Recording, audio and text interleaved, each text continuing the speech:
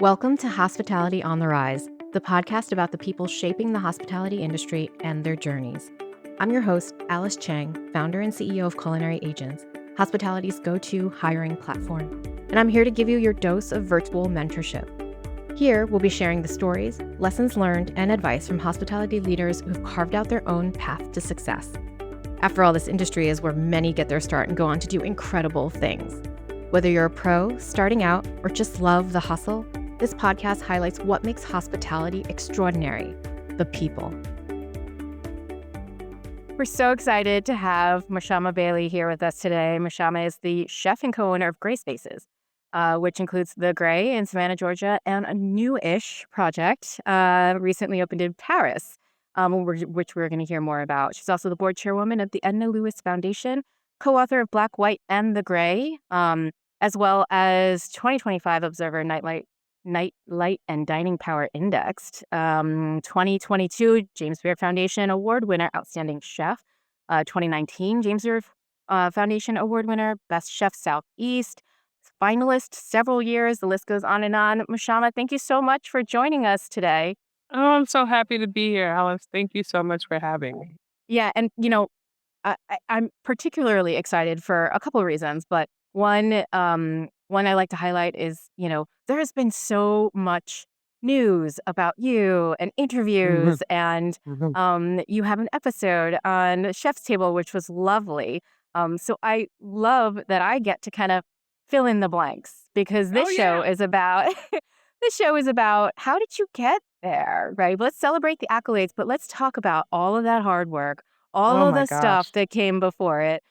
So let's take a step back. And how did you get into this industry? Oh, I have not been asked that question in a really long time, or if ever, I think. But it's an interesting thing. Like, I started in social work and I worked at a group home in Brooklyn, New York. And the group home that I worked at was working with inner city youth. It was a family shelter. And they used to have all these different potlucks during the holidays and during different occasions. And it could be like for President's Day or for Thanksgiving or in the summer. We would just sort of do these potlucks, which I thought was really good. And I would like to bring a covered dish to these things. And up until then, I'm like the firstborn of three, was a latchkey kid. Both my parents worked and went to school. So I often was in charge of the after school snacks and making sure that my brother and sister had something before dinner. So when my parents came home, we weren't all starving and we usually ate around 8 p.m. at night, which is kind of late when you think about it, but that's what my parents did. And so it wasn't until I got to college that I really started being introduced to different types of food. Graduated college, and my I remember my junior year, I just was so stressed because I didn't know what I wanted to do. I didn't know what I wanted to be when I got out of school. And so I always kind of keep that in the back of my mind. And then I ended up going in social work, working at a homeless shelter, and I ended up getting fired from this homeless shelter. And that was probably the best thing that ever happened to me. It was right around the holidays. I was talking to someone about cooking school. I was talking to someone about catering, and they introduced me to Peter Kump's, and so I went to cooking school. I just kind of like did it, and I wasn't sure if I loved it. I wasn't sure if I was going to continue cooking for the rest of my life. But what I did know is that I liked the way that I felt when people complimented me on the things that I cooked. I liked being at the party, almost in the background and helping out and serving. I like that hospitality and those acts of service. And so I got into culinary school, and one of my chef instructors, he asked me, he told the class, if you love it, you'll do it forever. And if you don't love it, this industry will chew you up and eat you up. And so I I basically ended up asking myself that question until one day I realized that I was feeling a little under the weather. These were pre-COVID days. I was sick. And I knew if I didn't go into work, someone else was going to have to do um, they were going to have to do my work for me that day. And then I decided to go to work and I was like, I think I love it. I think I love this industry. And I've been pushing ever since. I love that in a couple of different ways to latch onto a couple things that you said is like, you know, first of all, sometimes things work itself out. You know, what probably didn't feel great when you got fired from your from your It job, was scary. turned into an opportunity, right? Mhm, And you mhm, know, you followed that and look where you are now. Like the rest mhm. is history kind I of. know. But you know, so you go to school, you graduate, now you love it. At that point where you're like, "One day I'm gonna have my own restaurant," or you're just like, "Let's just keep doing this and figure out what's next." Yeah, so I think, my family, my grandmother, my father's mother, she was a really good cook and she really liked to entertain. She had the gold silverware and the plate settings and she threw parties all the time. And we lived with her for quite a while when we lived in New York City. And she talked about having a restaurant. She was like, if I wasn't a nurse, I would have a restaurant. And it would be just kind of like a neighborhood hangout joint. And I think that she was the first person that put the possibility of owning my own place in my head. And what I wanted originally was something very neighborhoody, something very small, very local that cooked really sort of just, soul food, right? I wanted to cook chicken for, chicken dishes and waffles and breakfast dishes and things like that. I wasn't really that interested in the higher echelon type of cooking until I went to culinary school and I was introduced to those foods and I became really curious about that type of cuisine. That's when I think my world opened up to the possibility of going beyond just a small neighborhood shop. So I wanted to explore cooking that way, and I was interested in traveling with food too. And you went and traveling you did. So, Mhm. Yeah. um, did you shortly I know you spent quite some time in France. How Mhm. did that come about? I was working as a personal chef on the Upper East Side, and, the family was really nice family, but I knew that it was a dead end. I was there for 4 years. I worked with them for 4 years, and by year 3, I realized that I wasn't as passionate about food as I was when I first started working for this family, and I really needed a way I wanted to do a drastic shift, so I went back to the bulletin board they had up at culinary school. So Before Culinary Agents, yeah. before Culinary Agents, there were your cooking school would put bulletin boards up or they would send out an email and, they would say, "Hey," they would say, "This person graduated, that person graduated, or this is an opportunity for a person to work here. There's a position open at this restaurant." So I went back to my culinary school and I looked at the bulletin board and I noticed that there was a trip to the Chateau du Fay, and they were looking for, stages to work there. And I thought, well, why not? And it was a 3-month program. It was 8 weeks at the chateau, and then it would be 4 weeks at a Michelin-starred restaurant that you can choose within the region.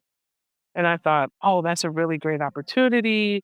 Um, Institute of Culinary Education was a French-based school, so I thought like, "Okay, I understand some of this food. I really like French food. I'll go on this trip." And I applied for it, and I was sort of the last person to be accepted in the program, and it was the last year of the program. There was a young lady who I took her place. Apparently, she got married or she had a baby, so she wasn't able to go. And so I was a late entry, and I ended up going. And I ended up staying for 5 months because they were closing the chateau because it was the last of the program, and they asked the last sort of group of students to stay on and help them break down the chateau. What an incredible experience. And Hmm. I wanna hone in on this a little bit because you went into private chefing kind of earlier on in your career, I and, did. I you did. know, It was too early, actually. I was just gonna ask you how, you know, how that your feelings about that, because you know, that is something that is a path that people take, Yeah. and sometimes you hear Mhm. about them doing it later on. So, I think for me, I was having all of these kind of tough conversations with myself. I lived on my own. I lived independently. I didn't have any roommates. and I was paying all my bills, and I was broke all the time. And I had already graduated college, so I had a small amount of student loans, and I was going through a work study program at the cooking school, so I didn't have a lot of time for a full-time job and cooking school. So it was just really hard to make ends meet. And I think I made a lot of choices early on for money. And I think that my going into personal chefing so early was because I was really interested in paying my student loans off and paying my rent. And I was in hindsight, I would have probably gotten a roommate and I would have probably stuck in within the industry because what happened was I got out of culinary school and I worked for about 3 or 4 years out of culinary school, but I only made it to like garde manger. I didn't really go to the hotline. I wasn't a sous chef. And so before I kind of got a step up or I got my stripes in a certain position, I left the industry into private chefing, and I think that that's a real thing. Like, I don't think being a private chef is the same as working in a restaurant or the same as working in a at a catering hall or for a caterer. I think that when you're a private chef, you do leave the industry because you're cooking for a family, essentially. And I didn't think of it like that at the time. I thought, okay, I'm getting experience, yada, yada, yada. But in hindsight, I left the industry. And I left the industry before I had any real experience. So 4 years as a private chef and then another 5, 6 months in France. When I came back, re-energized and refocused because I'm in, France cooking and learning about, the 5 mother sauces and all these kind of essential core recipes that you learn in culinary school. I thought, "Oh, cool. I'm ready to go back into restaurants and I wanna open my own restaurant." And I had to start all over again. I had to start right back at Garmo, and I was like, "Okay, and the difference was I wasn't with my same class. I was with people who were 5 years younger than me, 6 years younger than me at the time, and I was already a career changer. So I'm the big age of, like, 32, working with 20-year-olds and 25-year-olds because, I kinda took a sidestep and went into personal chefing. And I made that decision because I was interested in the money and, interested in yeah, I think it was really financially driven, and I think if I were to give my younger self a piece of advice, I would say, "Don't make decisions on your career based on money. Make decisions based on education and experience, because I money's love gonna come and money's gonna go." Yep, yep. That little pesky thing, money, you know? Oh, oh my Rent, god. that thing just keeps Yeah. coming at you, right? Month Yeah, after month. exactly. Yeah. But if I was smart, I would have I lived in Bed-Stuy anyway. I would have got moved into a brownstone. I got like Yeah. 6 roommates and like paid, Oh, yeah. paid my way in a different way. But Right. Because you don't want I 6 roommates when you're 32. That's a different no, experience. no, no, you I don't. I hear that. I hear that. I mean, I too am the result of many, many roommates within a small space in Manhattan in the Mhm. earlier years. Um, Mhm. but things seem to have worked out. That's great advice. I think that the point is also in why we do a lot of these things that everyone has their own path. There's a lot of different ways to do that, and you know, only you can ask yourself the hard questions and be honest with Mhm. yourself with what is the most important priority in your life at that time. And Mhm. if the answer comes back to money, then that's okay. Yeah. Figure that out, right? But Yeah. there are different ways to address, Mhm. challenges. Mhm. And so when you came back, did you go straight to Prune or were you working in different places before then? When I came back, I ended up working at, um what did I do when I came back? When I came back, I ended up working with, David Burke and Donatello. I ended up working with David Burke, and, I Worked there for about a year and a half. I went from Garmo and I started working on the grill, which was a disaster. I was like, I was just like, it was so fast and I was like burning up steaks and really did not have a lot of control over my emotions when I worked at David Perkins Donatella. Meaning like the stress of the job and also it was a boys club.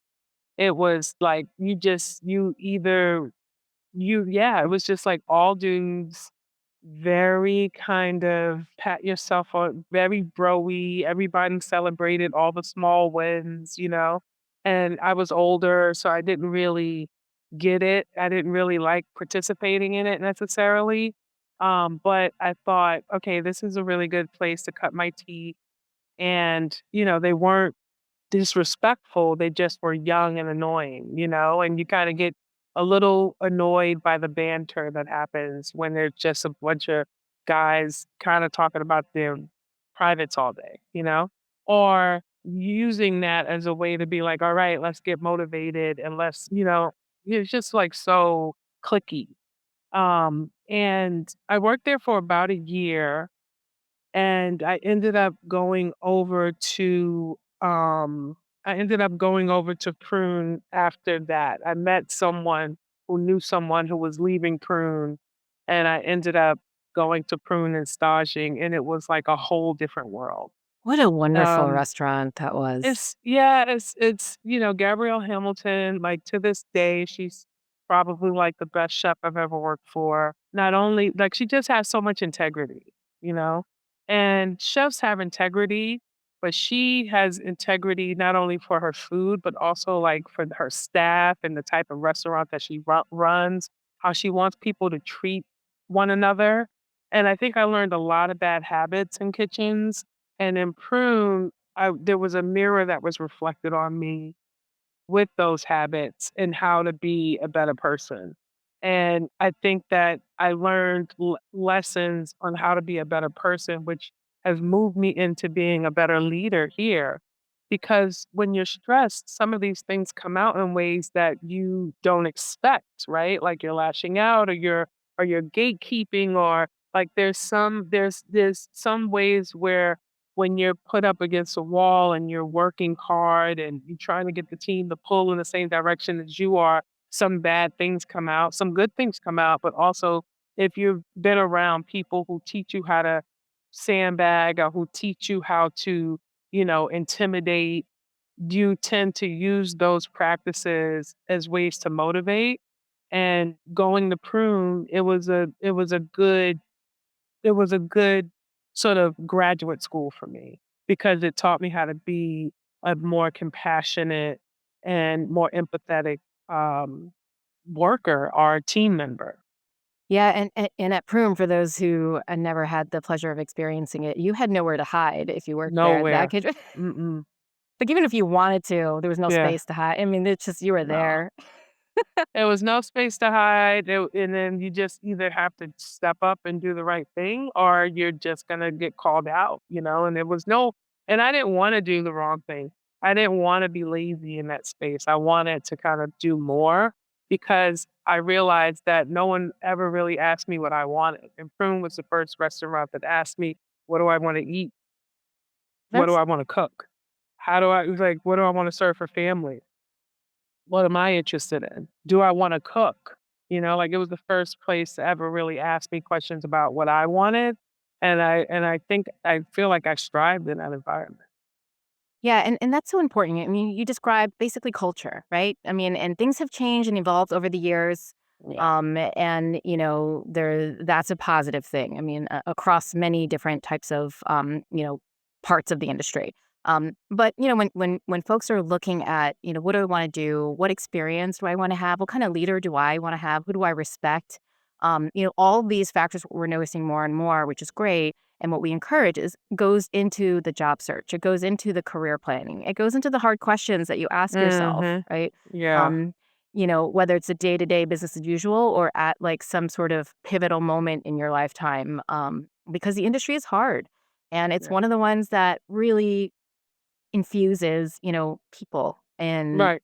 personalities and Mhm. preferences and all these Mhm. things, Yeah. literally like pressure cooked together. So for Totally. service. And like you said, sometimes you can expect things to go a certain way and sometimes you don't know what's going to come out of it. So Mhm. I really like that you brought it back around the culture because I think that coming into like leaving Prune, I knew that culture was really important. It was, going into Prune, it was like kind of pre Me Too. It was pre it was pre Mario Batali. Like Mario Batali was on the top of his game when I was at Prune. Um, Even one of the chefs I worked for was called out on sexual harassment. So like all these issues that were happening in kitchens and in business and being under, working with powerful people and how powerful people can take advantage of others. Those things weren't really, they were still whispers. And so post prune, like all of that was like broken wide open. So it's almost like I learned my lesson at the right time, you know? Mhm. I uh, worked with someone that was teaching me how to be a better human at the right time because it wasn't sustainable. Like the lifestyles and kitchens and how you treated people, it just wasn't a sustainable way to be if you weren't going to be nurturing to your staff. And not to say that yeah, I haven't had backslides or I haven't, yelled at anyone or anything like that. Like that's not true, but I've I'm more conscious about how I communicate with people, especially, in year 11, and yeah, the grade's been yeah. open for 11 years. In year 2, year 3, I'm sure I'm the villain in some people's stories, but it wasn't intentional. Well, and that's a perfect segue into into basically this portion of the show, which is, opening your own place. And now that you've had some Mhm. experiences working under different types of leadership, you're on your own kind of evolving leadership journey as well, right? And you have now the pressures of ownership. You have different things that, perhaps, weren't on your list of things to do and worry about when you were working under somebody else, right? So talk to me a little bit about transitioning from being in a leadership position, working for someone else, and then opening your own restaurant. Well, it was hard. It was hard. I think when you start cooking and you want to be a chef, you really are just thinking about cooking good food and making dishes that people like. You're not really thinking about creating a culture in order for people to thrive in. You're not really thinking about the like the P&Ls and how to pay people. You're not really thinking about advertising and how to recruit people. So I think really like the biggest transition for me was not keeping my head buried in the kitchen and also focusing on front of house and focusing on the overall culture of the restaurant. Like what uniforms are people going to wear? Like what music are we playing in the restaurant? What rules are we having folks abide by when they come into the space? So we started off with like a real hardcore no cell phone rule, right? We also started off with like a no smoking rule. Like you can't smoke in your uniform. So when you punch in, you're in until you punch out and you change out of your clothes, then you can go have a cigarette. And it was just sort of like I was a smoker at the time and I was just like, I don't want people smokers get unsolicited breaks, and I don't think that's fair, and I didn't think it was fair when we were building up the culture of the restaurant too. I don't wanna treat the dishwashers different than I treat the line cooks, different than I treat the back servers, right? So, that part was the hardest part because I had to take my head from the pots and pans and the sauce at work and all that stuff, and I had to focus on the staffing and the staff and the people of the restaurant, and also I had to focus on how to pay them. So Yeah. that was really the biggest transition. Yeah. And, having spent so much of, I would say, your professional kind of cooking Mhm, career up until then in New York City, mhm. did you find some big changes when you opened in Huge, Savannah? huge, huge, huge. Savannah's such a small city, and it's a hospitality city. But I think that the types of restaurants that were here were really focused on tourism, focused on having folks come in once, twice, you know? And I think we really wanted our place to be a local restaurant. We wanted to focus on local people, the local people of Savannah. And in order to do that, you have to be consistent. And you have to find cooks who are willing to be consistent and who come to work with integrity. And so it was really difficult to sort of hold people to standard because they can go down the street and go on smoke breaks. They didn't have, they can go somewhere else and use their phone while they're washing dishes, and I think the rules that we've set for people were a little stricter because I think to we wanted to go above and beyond. We wanted to strive for awards and national recognition. And in order to do that, you needed a focused team. And so it was really hard kind of shifting through the pack of folks who were here that wanted to take cooking seriously because there weren't many restaurants in Savannah that was taking food seriously from the cook point of view, the cook's Yeah, and point of view, and yeah, and steps of service and front of house. Sorry. yeah, no, absolutely. I mean, elevating all of the pieces across the board Mhm. up and Mhm. introducing something, like you said, hospitality is not a new thing, Mm-mm. especially in the South, right? But Exactly. um, packaging it in your way, taking all the Mhm. experiences that you had, both from the cooking side, but then also working the culture, the leadership, packaging it to communicate and build a place for the community, but then also kind of educating the community as to why your place is different and special and needed. I mean, those are tough things to package Really all in tough. one.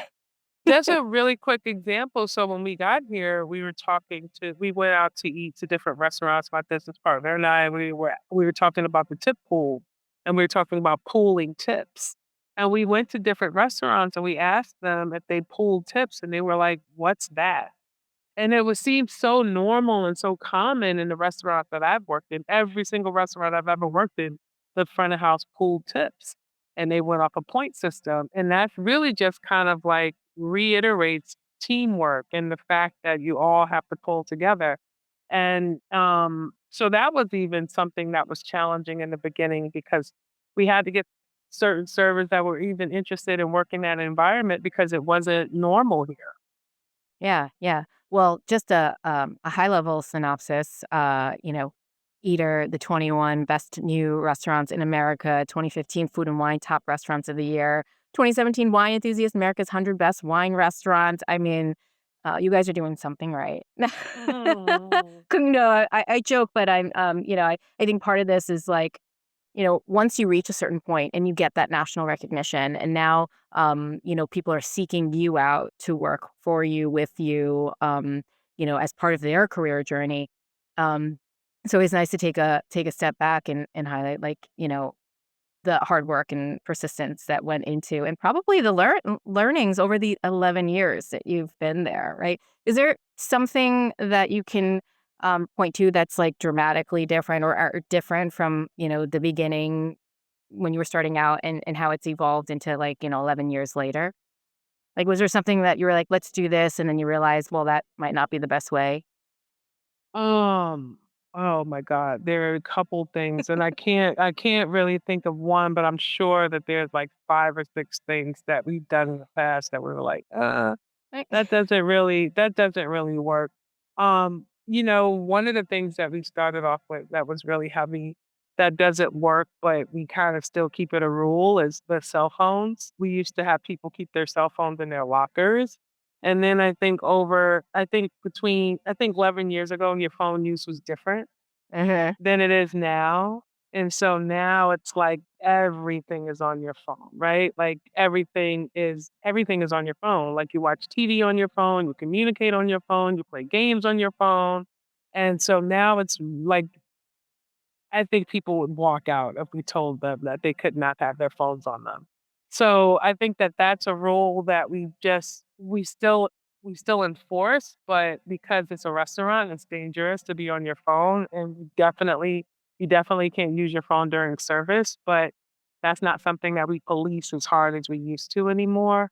So that's sort of like a light example of that.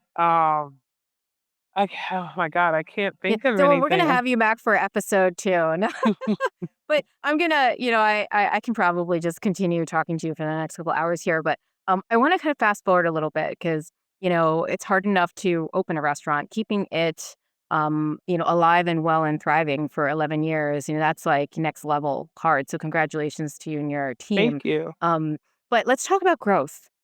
So some people expand like down the street, maybe to the next town over, and you all are opened in Paris, right? Yeah.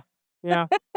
So funny. We opened up the gray market in 2018. That was down the street. Then in 2020, we opened up in Austin. And now in 2025, we're in Paris. And we only have two restaurants here and in Paris.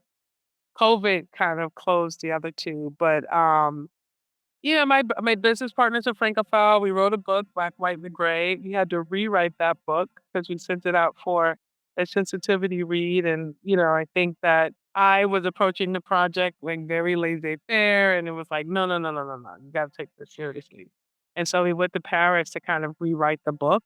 And it's a little bit of a longer story than that, but just being over there, I think, my business partner was very convincing in the fact that, we can do this, we can live here and we can have a restaurant here and they'll love your food and our sense of hospitality and like this would be great. And, by week 6, I'm like, sure, yeah, this would be great. And I never thought in a million years that it would happen. And then fast forward, like 5 years later, we have a restaurant. And we bought the space 2 years ago. So I think, it's hard work. We haven't figured out what the systems are gonna be yet. I was there for 6 months, came back in January, got here right before New Year's Eve, and I go back in a couple of weeks, and we're gonna play, ping pong, and I'll spend time there, he'll spend time there. Space is small, so that's good. It's only about 40 seats, which is, like, perfect. It's a neighborhood bistro de quartier, so it's just like a small luncheonette breakfast spot, and we serve some dinner too, so it's just pretty romantic, I think, and a lot of Well, work. it sounds magical. It sounds magical, and I'm gonna highlight a couple things here that may not be as obvious, but we didn't touch upon the story of you and your business partner, and but I'll emphasize from the outside looking in, from what I've seen, for those of you who are interested, there's all sorts of things published, and like I mentioned earlier, the Chef's Table episode, which is lovely. But finding your business partner, the right one, is nothing to be rushed, and could make or break a lot of different things. So Yeah, I love hearing, and seeing how you all have how you got introduced through Gabrielle, I believe, and then how it evolved and how you all kind of see eye to eye. And I yeah. think that makes things, I won't say easier, but it certainly gives you a partner in crime to like take risks with. Yeah, we trust each other, and it took us a long time to gain and earn that trust from one another. And definitely like me being a black woman in business and him being a white male, there was definitely that part. There was some racial things going on that we were both kind of suspicious in our own ways. And we talk about that in our book. And, even writing the book, I'm surprised, like, writing that book, we're still business partners because that could have totally, like, broken us up. And I didn't realize that we needed to write that book in order for us actually to get closer and to reveal some of the things that we were afraid to talk about with one another. And I think writing that book really helped our relationship because we got to work through some of the things that we weren't saying to one another. And that's really what business partnerships are about. Like they're like a marriage, right? Like you have to be able to communicate, and you have to also have to know what good fair communication is, and what's on the table and what's off the table to talk about, um, in order to have a business that thrives. Because you don't want your staff to see you and your business partner bickering like an old married couple. Like, we used to do that. We used to kind of fight in front of everyone, And but, they were all right with it, and we kind of worked some things out, and now we're thick as thieves, so it's good. Yeah. Yeah. Well, I love that, and I'm very excited to see, the new projects and what's coming. But we're gonna go to some quick fire on that note. Yay. What advice would you tell your younger self? You're right where you're supposed to be. Don't rush it. What's your advice for someone struggling in the industry? Find the person that helps connect you to the things that inspire you. Stay inspired, and find that person that grounds you and calms you down. Because sometimes we jump too soon and sometimes we stay too long. And I think you need someone in your corner that's going to push you, but also help you feel grounded and keep you inspired. Like you need an advocate, and someone you need a support system. And I think like that's the most important thing in this industry. You need somebody that's going to listen to you and that's going to hold your hand when you need your hand held. What's your advice for fellow hospitality leaders? I think that it's complicated for us because I think that there's a lot of things that are in play. I think that, a lot of our ecosystems are shutting down, and I think we need to really focus on reestablishing connections with that, like revitalizing those systems that made the food in our regions really special. Investing in those things, I think, is important for us, investing in our guests and our guest experience and like having some transparency with the guests to let them know like what we're serving and who we're all supporting, because the hospitality industry is not just you're not just supporting the chef and you're not supporting the server, you're also supporting the farmer, and you're supporting the delivery truck driver, and you're supporting the person who sells the seed and the person who raises the cattle. Like there's a huge system that you're supporting when you dine at restaurants. And I think like for hospitality leaders to continue to speak to that and continue to shed light on that in order for us to be able to charge the fair prices that we need to charge to support those systems. I think we all need to talk about that stuff so people feel connected to what we're doing. Yeah, yeah, absolutely right. Well, on that note, Mashama, thank you so much for spending time with us and sharing a little bit more about, how you got to where you are, and we cannot wait to see what's next. Thank you. Remember, success looks different for everyone in hospitality. No two paths are the same. If you have a leader or a topic you want to hear about, email media@culinaryaagents.com. Hospitality on the Rise is brought to you by Culinary Agents, connecting top talent with employers since 2012. Whether you're hiring or looking for your next opportunity, join us at culinaryaagents.com. For more inspiration, subscribe to Hospitality on the Rise and visit hospitalitycareerpaths.com, a free platform by Culinary Agents. Thanks for tuning in. Remember to like, follow, and subscribe. And if you love this episode, share it with someone who could use a little inspiration.